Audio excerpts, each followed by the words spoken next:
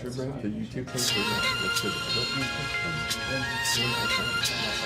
for Hello, and welcome to Loyalty Cup Reviews. My name is Richie Molina. I'm Sean. I'm Andy. And today we're going to be reviewing Revenge from writer-director, actually first-time writer-director, Coralie Fargeat. Yeah, I'm going to have a hard time pronouncing that. It's and French. so that's going to be the last time we're not French. Francois. Yeah. Oh, there you go. You got it. Speak a little bit of the language myself. That was exquisite, I have to say. So that's going to be the last time I'm going to try that. But Coralie, I think, is how I'm going to reference it from now on. Sounds good. Yeah, so if anybody wants to criticize me on that, love to hear it. Let's hear it. Shout it out. This movie does not take a lot to explain the plot detailings or even a synopsis of what's going on. It's a rape revenge thriller. So let's get into it. Andy, how'd you feel about this thing?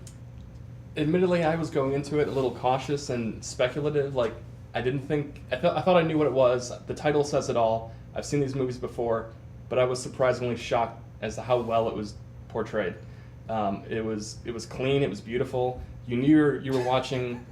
It was a clean, beautiful rape revenge flick. Yeah. Do you disagree? I mean, it was gorgeous to watch. Like the colors, the filming, the landscape. You definitely have a very particular notion of what clean is. I think if you're It was okay well with done. blood frame to frame. I guess I'm talking about the technical here, but yeah, it was Yeah. super bloody, it was super gory. If you're into horror films and that sort of thing, this is for you. It's not for mainstream Hollywood audiences looking for, the next Oscar winner. I went in similarly. I've seen many rape revenge films, and I'm over it. I didn't think there was much more that I could see or that I would especially enjoy. But once I realized what the movie was doing, it became a lot of fun. I was thinking, this is so stupid. And then when I realized that it was supposed to be pretty stupid, I started having a lot of fun with it. I thought it was a great movie. I'll watch it again. At what point did you reach that realization that you were going to enjoy it? Yeah, because you go into it and you're like, okay, I know this woman's going to get raped, and that makes it hard to watch. It's in the trailer. Yeah. Yeah. It's in the And title. you're tense the entire beginning of the movie because you're like, You when's know it what's going to happen, Yeah. and there's certain movies just, It's done terribly. Yeah, and other stuff. Yeah, it's just a terrible thing that you know you're going to see. So going into that, I just had this apprehension. I was like, here we go. And then it happens. Spoiler. The main woman gets raped by a man. And then and that's whatever. That was part of the plot. But then when I knew that it was going to be something silly is after she's left for dead.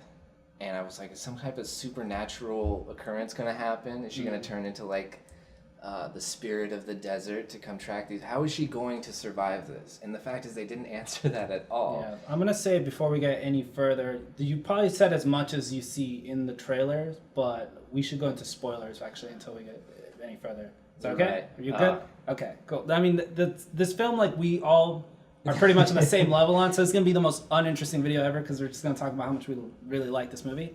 Yeah. But let's. If you're on the fence about, just to say this, if you're on the fence about watching a rape revenge movie in 2018, I say go for it. Just I go think all in. we're all a little Honestly, I apprehensive think about it. you're gonna be pleasantly surprised by it. Let's jump into spoilers.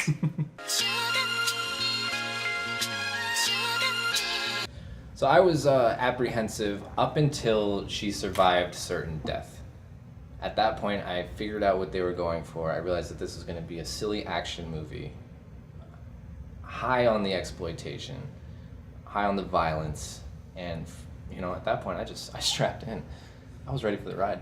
Yeah, at the point where after the rape scene happens and they don't show much, they kind of cut away. They use a metaphor of a bitten apple with a ant eating away at it, and they show a few other things kind of outside the bedroom as it's happening. After that happens, the movie still has a very serious tone. Her boyfriend comes home, she's crying, she says, "Get me out of here, call the helicopter." He assures her it's going to be fine, he's going to take care of it.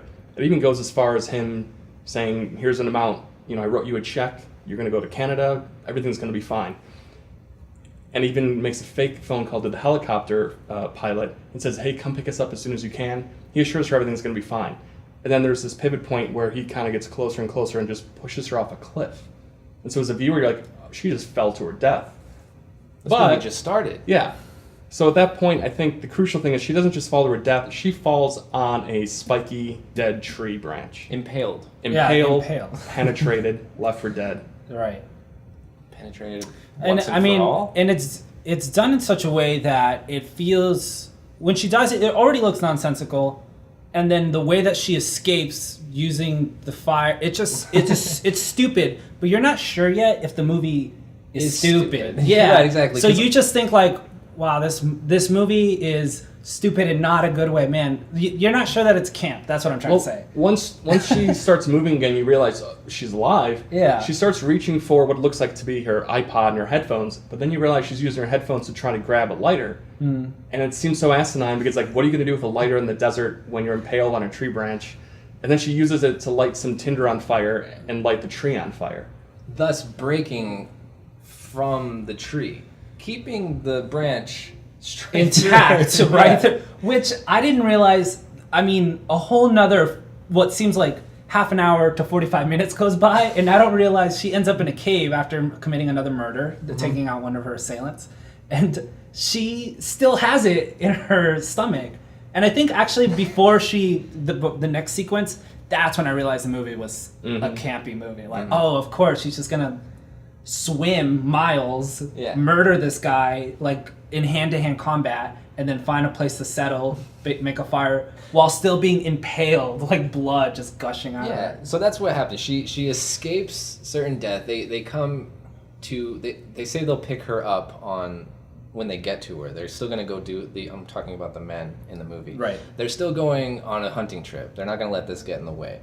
And so they figured they'll just go pick her up later. No, they'll clean And it up. that's when she's doing this. They come back, there's just a charred spot in the desert and a trail of blood. Well, and her back is charred for the rest of the movie. That's true. She has soot on her back where the soot. tree burned for the rest of the movie. So she's bleeding from the front because the back's closed up. And so they're following this blood trail to the river. Essentially, after she takes down one of her assailants who is... He's peeing. He's in the basically river. peeing with his gun behind him, but it's not enough that she took the gun from him. The gun is on safety or it's not loaded. That's what it is. Loaded. And so what ends up happening is that he starts basically like what I want to say. He's trying to drown her He's trying to- slowly. yeah. But he's While also telling talking- her yeah. what he's doing. Yeah. Which is, that character hadn't really said anything up until that moment, so it was super bizarre that he comes out as this sadist who just wants to like punish this woman. Prior in the movie, before the rape happened, the guy who commits the rape, Stan, he looks over and sees Dimitri in the doorway, and he's eating this candy, Very this disgusting. like marshmallow candy, and he basically says, "Come in or leave."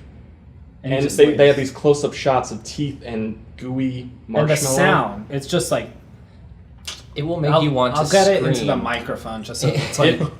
That sequence reminded me of like the opening TV sequence for Dexter, the TV show, where they show forks and bacon and hot sauce and cutting with knives and serration. It's a less delicious version of that for sure. But it definitely it calls to this predatory nature of all the men involved, you know, and especially when he's telling her how he's killing her and how he likes to kill his prey, and then she flips the script on him. And what happens? She just goes to town at his face. She grabs Just a knife out of combat his knife. bag. Able to snatch this knife, stick it in this guy's face a few times. He's screaming, running around the water, and she's looking at the guy like, ugh. Yeah. She doesn't want to do this. She's not used to people running around with a knife stuck in their face. And you can see it on her face. She's creeped out by what she's just done. But she escapes. She survives. And she's changed. She's changed. She's different. She's She award has well. blood on her hands now. She is, but she's still the same person. That was just survival. She changes in the next scene when she finds sanctuary in the cave. Well, where she rises from the ashes. The Phoenix. She goes on a spirit Phoenix, journey. Now, yes. something we haven't told you yet. The peyote. There's peyote. She has stored some peyote in a locket on her chest. And when she takes the peyote from the guy, not when she ingests it, but when she's given the peyote, she has told a story about a man who took it and was able to saw his own leg off, feel no pain. Yeah, so it's This is already all she knows. established. It's all she knows about peyote is that if you need to saw your own leg off, Mhm. it's the drug of choice. So she finds herself in the cave, She's got a gun she doesn't know how to use. She's bleeding profusely from the gut. She's crying. She's sad. She's just been raped. She had to run a lot. She had to burn herself She has no out of the shoes. tree. She has no shoes. Yeah. She just had to stab a man, so she cracks open a cold one. And who can blame her? Well, because the man she stabbed took his pack, and he had some sort of branded beer. And I thought it was weird that they showed the logo. Altamira? I'm not sure what it was. It was definitely like the logo of like a phoenix, though. It looked like an energy drink. It did. I thought it was like a rock star. And I thought it was weird that they showed the logo, but then you find out why they showed the logo beforehand. And it's essentially like, okay, she's in this particular situation. And I enjoyed this part about it because I love movies where it's like you kind of take normal people in extraordinary situations and see what they do. And this woman, nobody ever would do this, but it was just like, in this world where everything's amped up to 11, like it's the perfect way to go about it. But she knows she's got to remove it, so she takes the peyote because it's going to eliminate the pain. She gets it out. She trips for a little bit and starts seeing crazy noises, like operatic music starts playing. She like kind of does the star cut. She pulls it out of her, and to cauterize it, what she's done is she's taken that can. Am I looking at? Should I look at this camera or this? I'm gonna look at this camera. So she's taken that can, and she's essentially cut it open so that it lays flat, and then stuck the knife through it. So it's almost like a pan, almost like what do you use for cattle?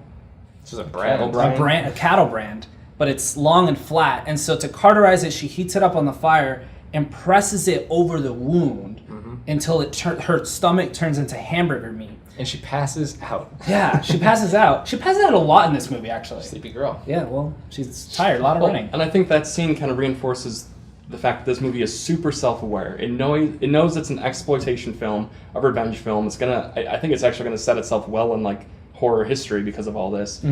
And furthermore, when she wakes up and you as the viewer see that she branded herself and it's forward facing, it's incorrect. It's so silly because it says like Mexican beer on her belly. It has the phoenix rising from literally the ashes. Yeah, it's so great. And it's like it's so self-aware and it's stupid, and you realize you can only have fun with it. Yeah. And not to mention, like, right after that, she also has a series of dreams and nightmares where she just has these terrible hallucinatory nightmares of her getting her head shot multiple times. Yeah. She dies over and over again. And it's explosive. Like, you see her get shot, and then just like a banana peel split open with just guts and blood everywhere. And that happens over and over again just because she's still high on peyote. So, yeah, it's just... But after that, amazing. she's like the beer bottle phoenix.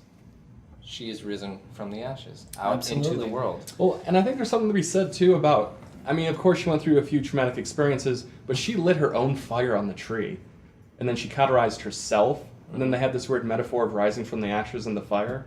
I don't know if there's something there to play. Oh, that's exactly what it's saying. It's a fire you have to create for yourself. In order to survive, you have to do the little deaths, Andy. You have to die and come back. I mean, What can I talk about real quick? Just how great all the practical effects and the prosthetics were. I wish you would. Okay, so the first guy gets stabbed multiple times in the Love face, it. and it goes from being a dude with like gash marks in his eye to like they swap him out with this fake body that is like just the most unrealistic looking mask. Bloated. Yeah, he's like 3 times its size, and it's a different skin tone, but it looks so gruesome. Everything in this movie is super tactile. It's super visceral. You feel like all the moisture, all the grit, and the blood. Textures. Lots of textures. Gross ones. And it's like highlighted in the cauterization scene. That's what you call it, cauterization.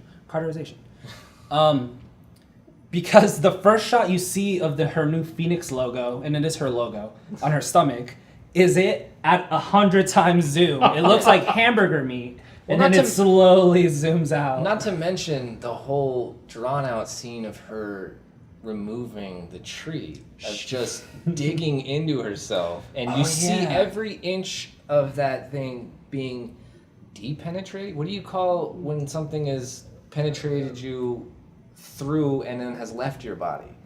Reverse penetration. Reverse penetration. Yeah. Thank you. Yeah. So you get to see this. She is removing the penetration from herself. Did you notice there were thorns on that branch?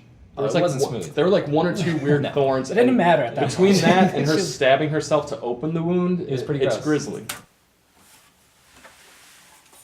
Okay, so I'm really sorry, but this is where we lost a key piece of footage.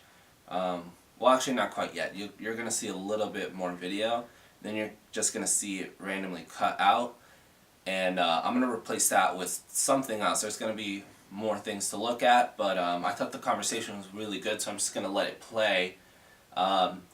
Otherwise, I'm really sorry. This is our first video. We're trying. Okay, we'll get back at it. And meanwhile, you also have this fantastic score. I love the score. It sounded... Driving. Yeah. It's futuristic. It is. It's throbbing. Yeah, absolutely. It's propulsive. Throbbing There's like soundtrack. there's constantly like a bass line. It seems that it's like A pulse. Yeah, The a movie pulse. the soundtrack gives the movie its pulse. Have either of you guys? I don't think you have seen Heaven Knows What from the Softy Brothers. So they have a soundtrack from Ariel Pink, an artist I really like, and it sounds honestly a lot like something like that. Yeah, And you like that. I loved it. Love the soundtrack.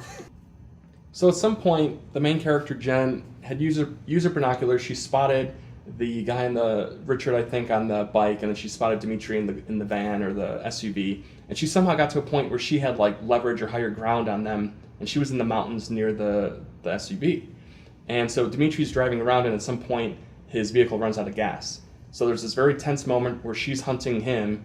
He gets out to refill gas, and she's basically has a sight on him with a shotgun. She can do anything she wants at this point. Right. She has the vantage point, and she's just watching this man. Mm-hmm. And you're wondering, how is she going to take this guy out? Because she can do anything she wants right now that she's able to do. Mm-hmm. It feels tense even as I was watching it, though, because I understood these three men that have victimized this woman to be hunters. So they know how to use their equipment. They're also wealthy, so they have like nice equipment. They've got ATVs, dirt bikes. Yeah, and they're not roughing it out there in the desert. So she is really up against a force, you know. Even though these guys are kind of dopes, like they at least know what they're doing in regards to hunting. Yeah. So in that moment, I think every battle that happens in this, and I'm calling them battles, sure, but I think every one that happens feels super tense, and it's all direction, right? It's all. This movie has this great sense, and I'm sorry if I'm cutting off your dynamic there, but this movie has this great sense of space that I think is super important in action movies, where you kind of always understand where the players are. And because of that, you know how tense it could be, because it's like, well, if you look over that river, or that rock, he's gonna be right there. If you look around that ledge, he's gonna be right there. He's catching up to you because he just passed something that I recognize from, placement of everything. But she does end up chasing down one of these other guys, and she goes to shoot him. She hits him once from a distance, and then they go into battle where they're basically chasing each other back and forth along this road. There's also a price to pay when she takes that shot, because then you realize that she is out of her element. As badass as she looks, running around barefoot, half naked in the desert, she is still unprepared. Mm-hmm. She's ready to kill all of these people, but she also has to deal with things that she's not used to. Mm-hmm. One is the kick of this huge rifle that she's throwing around. She's throwing like She's flats. laid out, and Yeah. she can't hear a thing. And so by the time she recovers, the guy's nowhere to be found. I think it was another moment where the movie went black, or no? Yeah, she does go out, I think, for a Yeah, second. Yeah, I it's think like it she knocked goes her out out. like 7 times in this movie. But what's interesting is like usually when that happens, that's to denote some like expansion of time.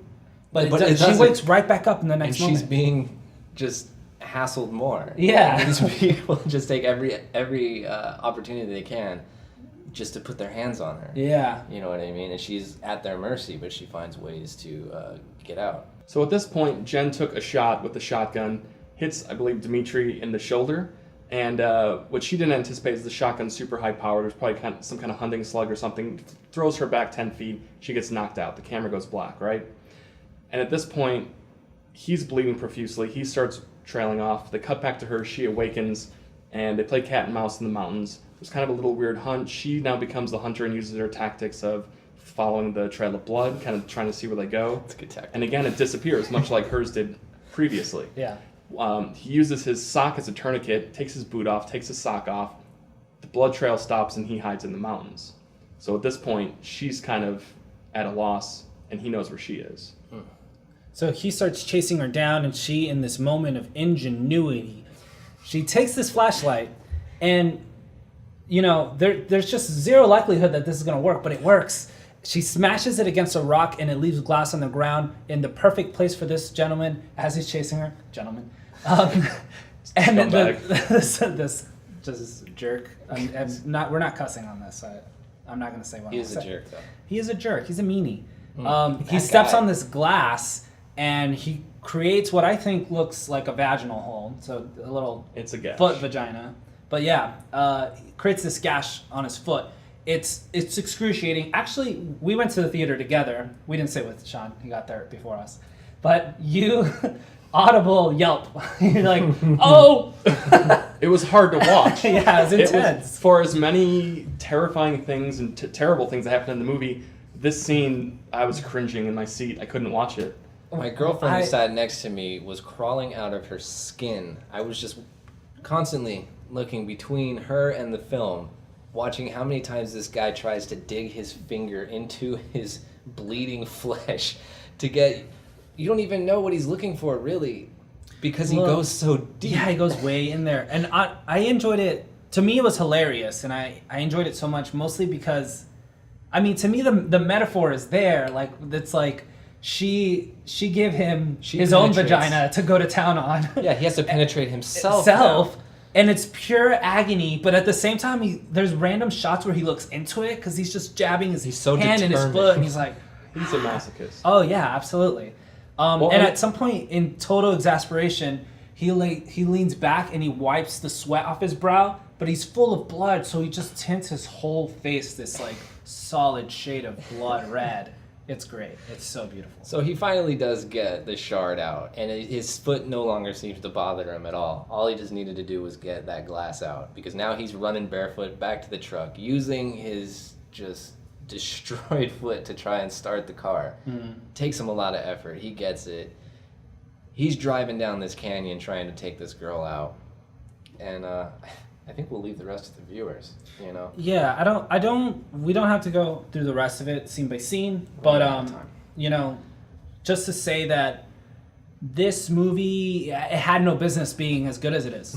But it is really good. I really like this movie. My girlfriend didn't go to watch it with me, but I'm gonna take her to go see it because I think she's gonna love this movie. Take your girlfriend to see this movie.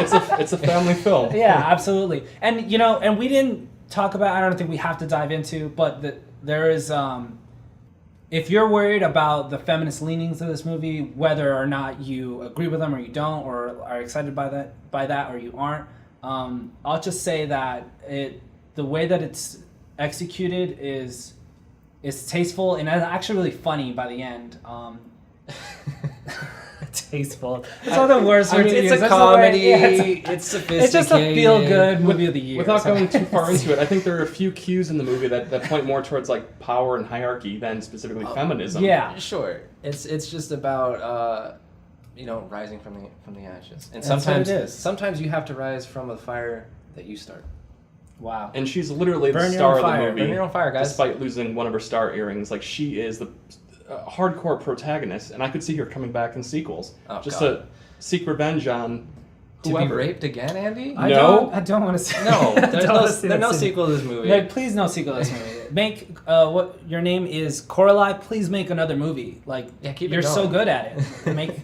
Make something else though. Like I don't need to see another. This is a man telling rape you what revenge. to do. which is what we believe in here. Cut that part out. No, All right. it was great. I was definitely surprised by it. I went in dry, and I didn't know what to expect, but I was surprised and happy to be surprised. I enjoyed the movie a lot. I feel the same. Same here. All right, folks. Well, thanks a lot for tuning in. And if you liked it, if you hated it, subscribe anyway. What'd you think of It it? doesn't make a difference to me. Just subscribe to the channel. Makes a difference to me.